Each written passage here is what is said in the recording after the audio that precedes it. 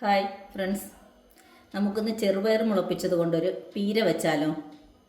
അതിനാവശ്യമായിട്ടുള്ള സാധനങ്ങൾ: ചെറുപയർ മുളപ്പിച്ചത്, ചുവന്നുള്ളി, ഇഞ്ചി, കാന്താരിമുളക്, തേങ്ങാപ്പീര, മഞ്ഞൾപ്പൊടി, മുളക് പൊടി, കറിവേപ്പില, പിന്നെ ഉപ്പ് വെളിച്ചെണ്ണയൊക്കെ ആവശ്യമുണ്ട്. അത് നമുക്ക് അപ്പാപ്പം ഒഴിച്ചു കൊടുക്കാം. നമുക്ക് ഈ തേങ്ങാപ്പീരയൊക്കെ ഒന്ന് ഒതുക്കി കൊണ്ടുവരാം.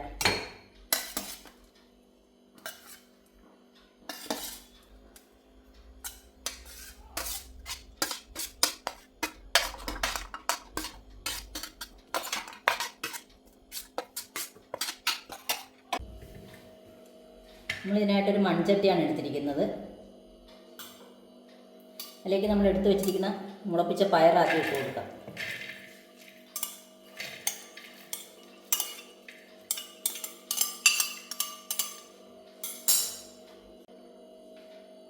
നമ്മൾ ഒതുക്കിയെടുത്ത തേങ്ങ ഒന്ന് ചേർത്ത് കൊടുക്കുക.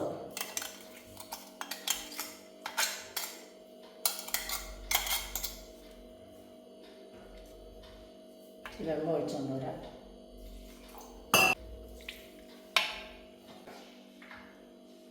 ആവശ്യത്തിന് ഉപ്പിട്ട് കൊടുക്കാം.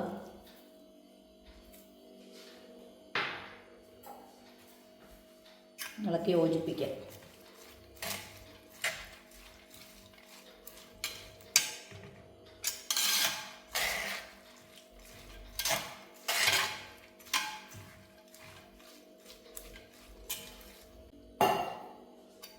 പയറായത് കാരണം ഒരിത്തിരി വേകണം. അതുകൊണ്ട് നമ്മളിതൊന്ന് നേരെ വെള്ളം ഒഴിക്കണം. ഇത്ര മതിയാവും. നമ്മളിച്ചിരി വെളിച്ചെണ്ണ ഒഴിച്ചു കൊടുക്കാൻ പോണേ.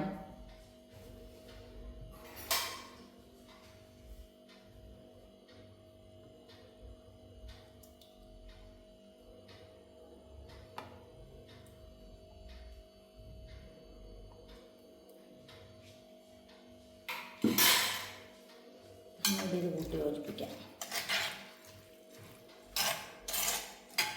സിമ്പിളാണ്. ചെറുപയർ മുളപ്പിച്ചെടുത്ത് കഴിഞ്ഞ് പിന്നെ നമ്മൾ ആ ചേരുവകളൊക്കെ കൂടി ഒന്ന് ഒതുക്കിയെടുത്താൽ മതി. അതിൻ്റെ അകത്ത് ഇച്ചിരി വെളിച്ചെണ്ണയൊക്കെ ഒഴിച്ച് ഇച്ചിരി കറിവേപ്പിലയിട്ട് അടുപ്പത്ത് വെച്ചാൽ മാത്രം മതി. സിമ്പിളായിട്ട് ഉണ്ടാക്കുന്ന ഒരു കൂട്ടാനാണിത്.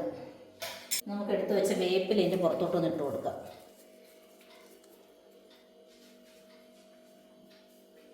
ഇതാ ഒരു വാഴയില എടുത്ത് നമ്മളിത് ഇങ്ങനെ മൂടി വയ്ക്കുവാണ്.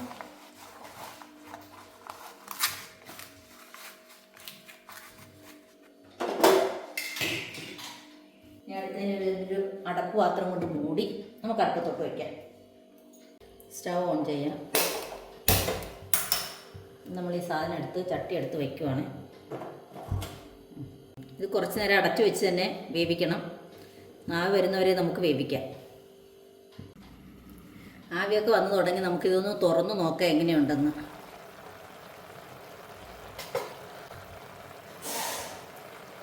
ആവി വന്നിട്ടുണ്ട്. നമുക്ക് ഇല എടുത്തൊന്ന് മാറ്റി നോക്കാം.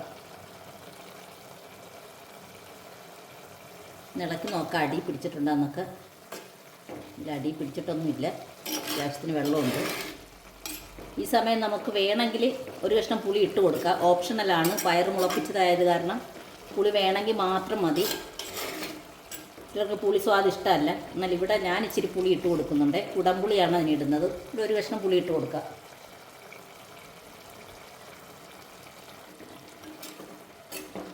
അത് ഇട്ട് ഒന്നുകൂടി യോജിപ്പിച്ച് ഒന്നുകൂടി അടച്ചു വയ്ക്കാം. ഈ സമയത്ത് ഉപ്പൊക്കെ വേണമെങ്കിൽ പോരായെന്നുണ്ടെങ്കിൽ ഇട്ട് കൊടുക്കുക. ഒന്നുകൂടി ഇറുക പറ്റണം.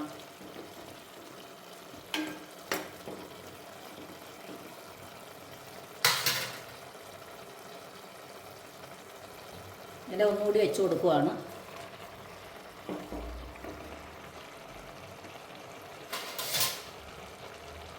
മൂടി വെച്ച് കൊടുക്കുക. ഇനി ഒരു ഇത്തിരി നേരം കൂടി ഒന്ന് ആവി വന്നാൽ നമ്മുടെ കറി റെഡിയാവും. പയർ വെന്തെന്ന് തോന്നണം. നമുക്കൊന്ന് തുറന്ന് നോക്കാം. വെള്ളമൊക്കെ പറ്റി റെഡിയായിരിക്കുകയാണ്. ഇത് ഇലയൊന്ന് എടുത്ത് മാറ്റി നോക്കാം. ഇളക്കി നോക്കട്ടെ വെള്ളം ഉണ്ടാകുന്നു. വെള്ളം ഇത്തിരി വെള്ളം കൂടിയുണ്ട്. നമുക്കൊന്ന് ഇളക്കി നോക്കാം.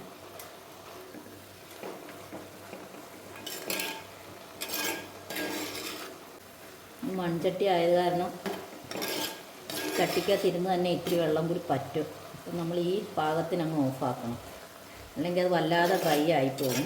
പയറൊക്കെ വെന്തിട്ടുണ്ട്, നല്ല സ്മെല്ല് വരുന്നുണ്ട്. ചെറിയ മീനൊക്കെ പീര വയ്ക്കുമ്പോഴുള്ള അതേ സ്മെല്ലാണ്. നമുക്ക് ഈ സ്റ്റവ് ഓഫാക്കാറായിട്ടുണ്ട്. വെള്ളം എന്താ നന്നായിട്ട് പറ്റിയിട്ടുണ്ട്. ഇത്തിരി വെള്ളമേ ഉള്ളൂ. അത് ഈ ചട്ടിക്കകത്തിരുന്ന് തന്നെ അതൊന്ന് അടച്ചു വെച്ചൊന്ന് ഇച്ചിരി നേരം ഇരിക്കുമ്പോൾ ആ വെള്ളം അങ്ങ് തന്നെ പറ്റിക്കോളും. ഇത് ഓഫാക്കുന്നതിന് മുമ്പായിട്ട് നമ്മളൊരു ഇത്തിരി വെളിച്ചെണ്ണ കൂടി ഒഴിച്ചു കൊടുക്കണം. അതിന് മുമ്പായിട്ട് രണ്ട് കറിവേപ്പില കൂടി ഇട്ട് കൊടുക്കാം. കറിവേപ്പില ഇട്ട് ഇനി ഒരു ഇത്തിരി വെളിച്ചെണ്ണ ഒഴിക്കാം.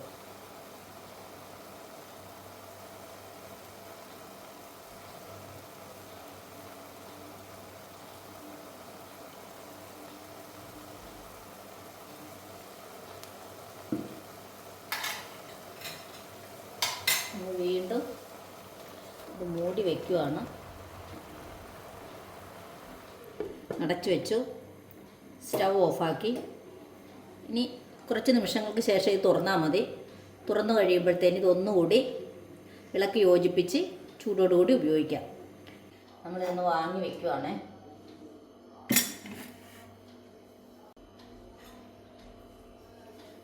ഇനി മൂടി ഒന്ന് മാറ്റി നോക്കാം. ആവി പറക്കുന്നുണ്ട്, നോക്കാം. ഇതൊന്ന് യോജിപ്പിച്ച് നമുക്കൊന്ന് എടുക്കാം. ഇതൊക്കെ ഉണ്ടോ, അതിൻ്റെ അകത്തെ വെള്ളമൊക്കെ പറ്റി. അങ്ങനെ നമ്മുടെ ചെറുപയർ മുളപ്പിച്ചത് കൊണ്ടുള്ള പീര ഇത് റെഡിയായിരിക്കുകയാണ്.